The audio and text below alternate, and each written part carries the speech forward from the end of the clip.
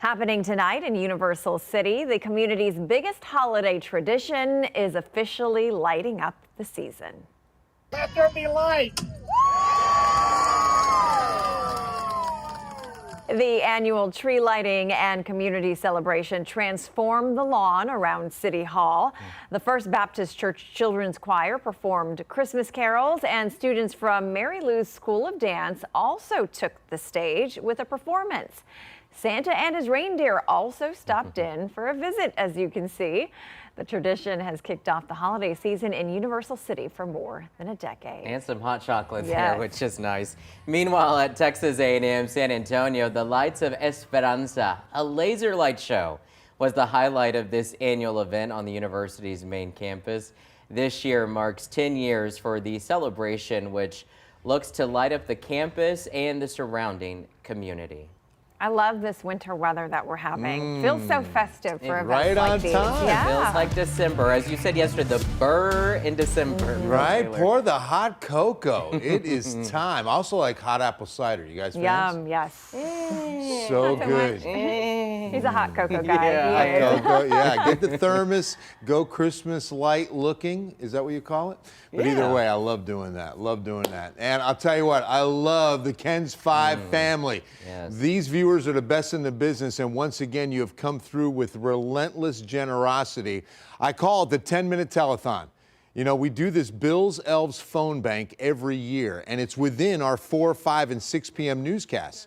So I get maybe 2 to 3 minutes on my segments with the phone bank. And when I encourage you to call, that's when you call. So between 4:30 and 5 and 5:30 and 6, the phones are dead. You know, it's not until I ask you to call that you do call in. So again, if you added all that up, it's about 10 minutes long that we're on asking you to call, and look at this total that we've raised.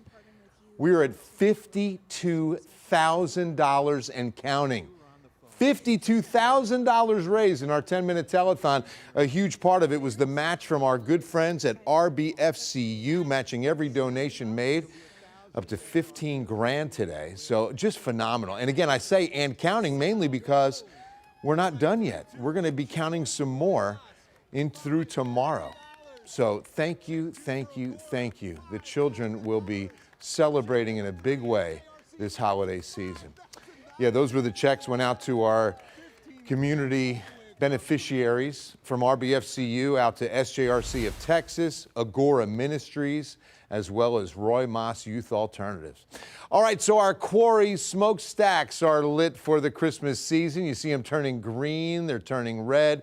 It is just beautiful. Clear skies and 46. Southeast wind is light, so with skies clear, winds light, dew point low, temperatures will drop probably another good 10 degrees. But first, the highs today, mid-50s. So we did get a little bit better than yesterday's 50, but still a far cry from 67.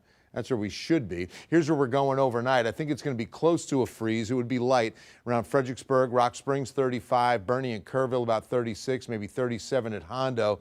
Here in the city and metro, we're looking to go near 40.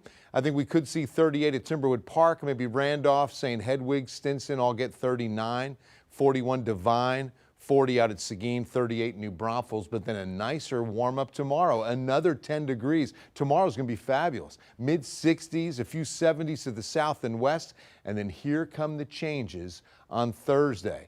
This will be noon hour Thursday, so Thursday morning will be normal, but then that's when the cold front's going to be coming in. I'll show you that timing in a moment. First, look at this, 42 at noon on Thursday, 53 here. We'll probably hover right around 50 in the afternoon, and by nightfall, say 7 or 8 p.m., we're down into the lower 40s with 30s already showing up in the hill country, and this is not including the wind chill. There's going to be some big winds behind this cold front that still has some pretty good real estate to cover before it gets here. It's looking like Thursday morning. If we watch what winds are going to be doing all day tomorrow, that's a warming wind, but then here comes the northeast wind 6 a.m. Thursday. 6 a.m. Thursday, we see wind speeds 20 to 25, and they increase from there. As we get into the 10 a.m. hour, we're going 25 to 30 Thursday morning on the I-35 corridor, and then you see it staying into Thursday 5 p.m.